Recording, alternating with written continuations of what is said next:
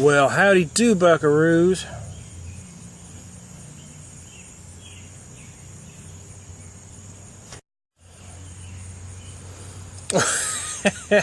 Well, howdy do, buckaroos. How the heck are you? Oh, yeah, babe. Oh, yeah, babe. That's what I like. So I've got some Copper Run hopped wheat whiskey, distilled bottled by Copper Run Distillery, Walnut Shade, Missouri. This one uses Mother's Sandy hoppy wheat to get its hoppiness from.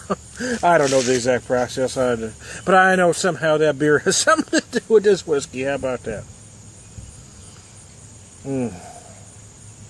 So what I'm engaged here in is a version of a dirty martini. Instead of using gin or vodka, I am employing this hopped wheat whiskey because I've actually done this with another hopped wheat whiskey, or hopped whiskey, not hop wheat, but a hopped whiskey, Square One Spirits of St. Louis, or their hopsky, because the hops really lend itself in a way, gives it some flavors much like gin. That lends itself to a dirty martini. So what I've done here is I've got 2 ounces of the Copper Run hopped wheat, and I've got about 3/4 ounce of olive juice and 2 olives in here.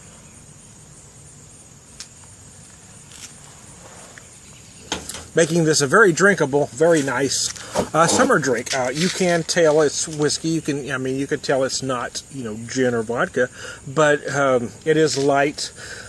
I do get those flavors of hops in here, which makes it refreshing. So earlier today,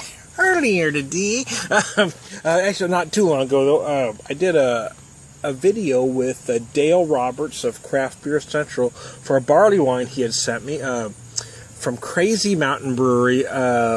Lawyers, Guns, and Money, a 10%, 80 IBU. Yes, you heard me right, 80 IBU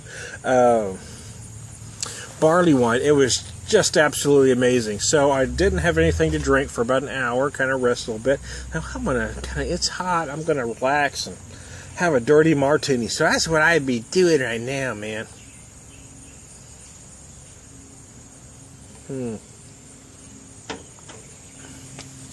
I don't know what I don't know if these hopped whiskeys will be around forever, or if they're a passing fad. I kind of believe that they're probably just going to be a trend, because to be a fan, you have to be a fan of one. You have to be a craft beer fan. You have to really be a fan of hopped beers, and you have to be a fan of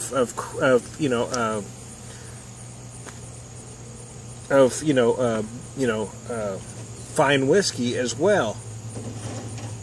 What's the word I'm looking for? Micro distilled or boutique whiskeys, whatever you want to call them. So you're really, what's the word I'm looking for? Your audience isn't real large to start with.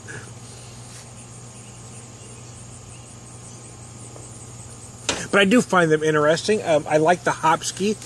I like this one as well.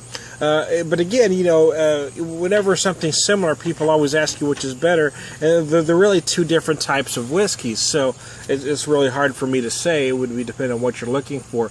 The hopsky, I remember, was a more earthy than this one, but this one is also more has more of a malt feel about it. That's not a malt whiskey, but you can really feel that more in this one.